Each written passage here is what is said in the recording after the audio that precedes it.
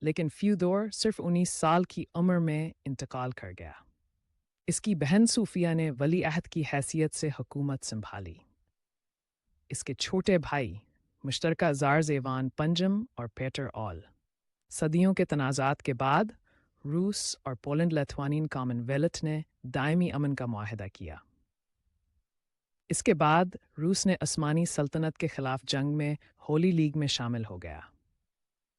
صوفیہ کی حکومت کے دوران روس اور چین کے درمیان پہلا معاہدہ بھی ہوا جس میں دونوں ریاستوں کی سرحد مقرر کی گئی۔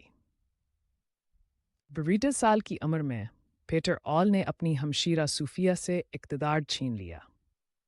پیٹر روس کا پہلا حکمران بنا جو بیرون ملک گیا۔ وہ اپنی گرانڈ ایمبیسی کے ساتھ یورپ کا دورہ کیا۔ روسیہ کی ترکی کے خلاف جنگ میں اتحادی تلاش کرنا اور سائنس اور جہاز سازی